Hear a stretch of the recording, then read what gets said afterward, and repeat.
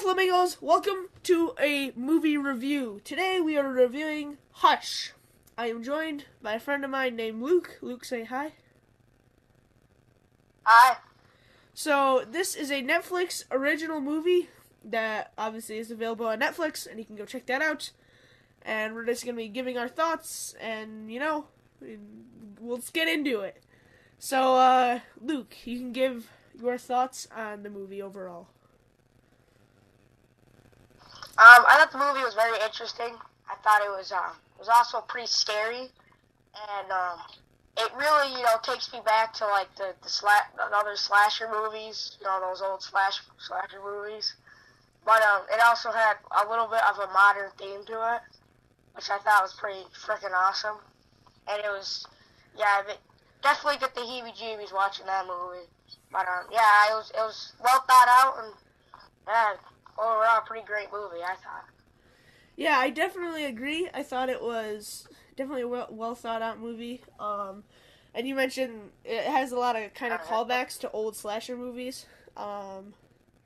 It reminds me almost of like the Halloween movies, but one thing I thought was very interesting was the killer, they very much humanized him because like in Halloween, Michael Myers never talks, and same with Jason. They're just completely silent killers. And it was a lot more realistic that way too.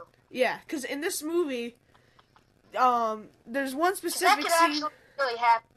Yeah, there's one specific scene that I thought was very interesting, which was this is kind of a spoiler, so if you haven't seen the movie, maybe watch it before seeing this, but this is a minor spoiler. Basically, she writes in lipstick on the door after he comes in the first time, and she says, "I didn't see your face, I won't tell anybody, please leave me alone."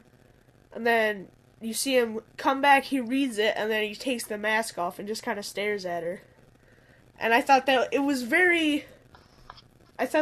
a bold move, both on the movie's part and on that part, because then you can't really market it with the masked killer, which is definitely a lot more flashy. So I thought it was a very well. That was a good move, I thought. The mask, I'd say, was creepier, but it's kind of more unsettling that he was so willing just to show his face. So yeah, I'd say that's probably our overall thoughts.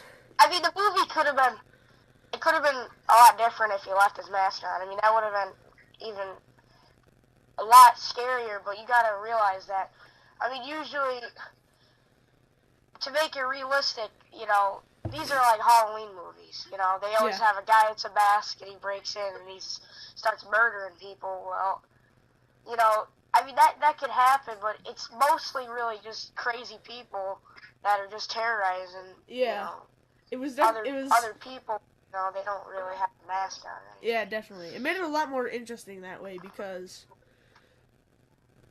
it kind of brings you into the psyche. It kind of brings you into the psyche of the killer because you're like, why?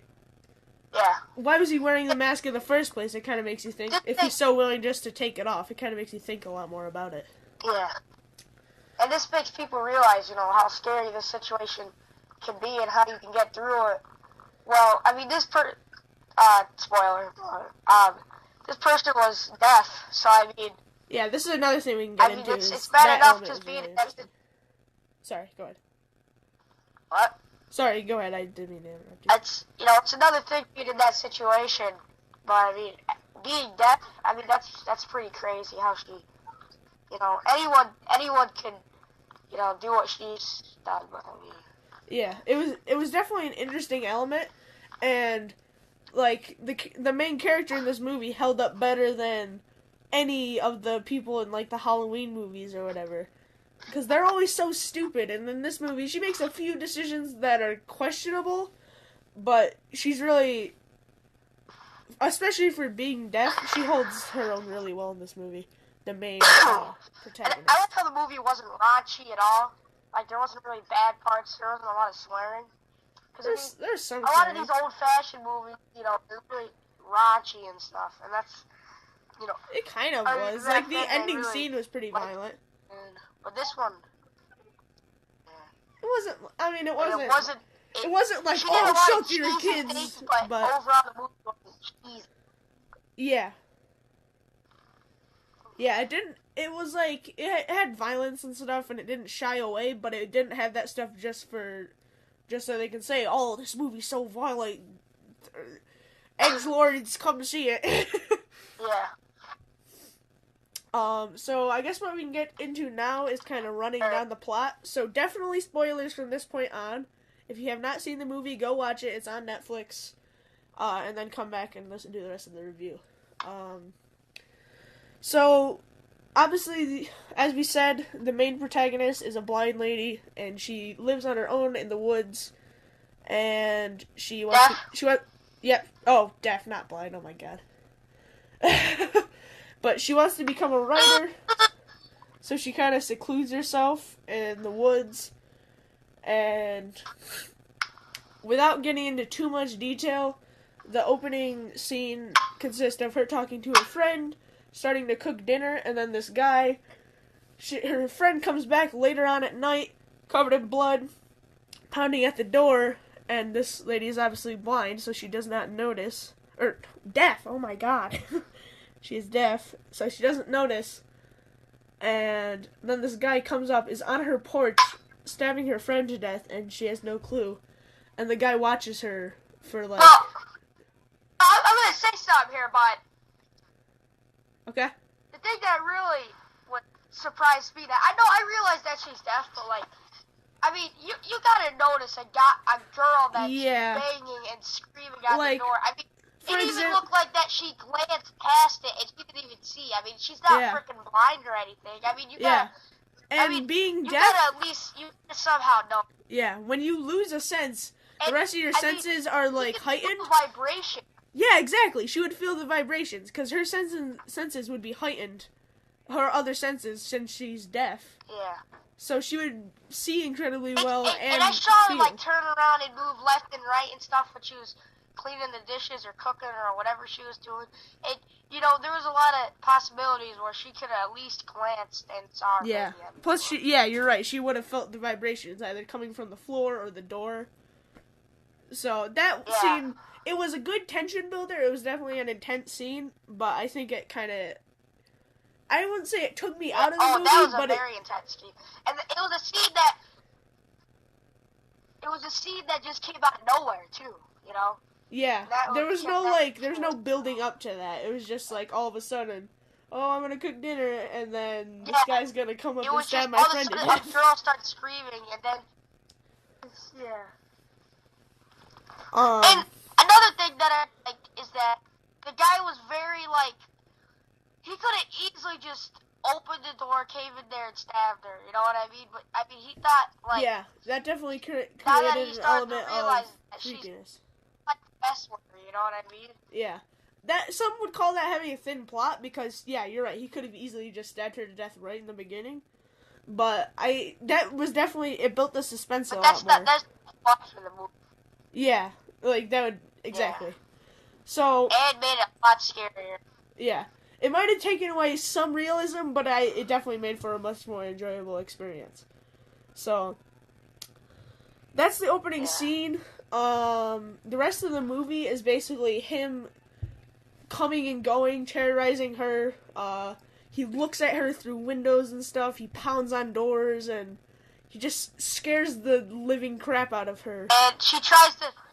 basically try to find a way to get away. I mean, she tried to grab his weapon that he was using, which was a crossbow. I mean, she tried to run. She tried to hide under the porch. I mean, she tried to find so many ways to get away, but she just couldn't. So yeah, she's definitely a smarter protagonist. Yeah. Were you saying something? Sorry. No, I was just saying that basically the movie is just a guy. Oh, I'm sorry, Luke's breaking up a little bit. Terrorizing her, and she's just having trouble, and she's scared to her death. That's basically the whole movie. Yep. It's also kind of a, Yeah, it's like a very long game of cat and mouse. Like, he comes around, she tries to either hide or find a way to sneak by, and she takes a beating in this movie. She, like, honestly, not as bad as a lot of protagonists, but she gets shot with the crossbow at a few different occasions. I mean, she didn't lose a... Huh? I mean, it's not like she lost a limb or anything. Yeah, she wasn't... She doesn't... She leaves, like, near dead, but not like, permanent scarring. She's just, like, maybe mental scarring.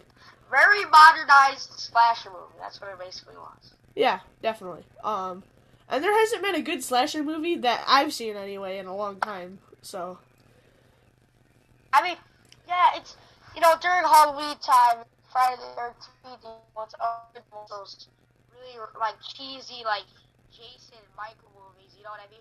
But those aren't really scary, to be honest with you. They're just the same thing over and over again. I love old slasher movies, such as Halloween, Friday the 13th. Really scary. But they're definitely not scary. I definitely agree. Whenever I watch love those, them, but they're a lot of fun to watch, but not scary.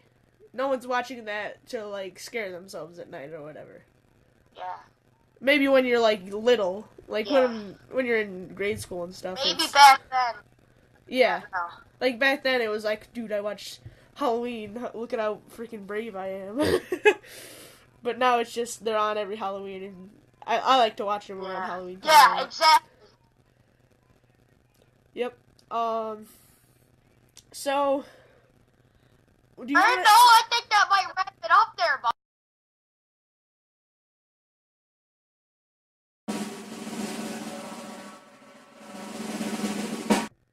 You might not shat yourself, but you'll be okay, I think.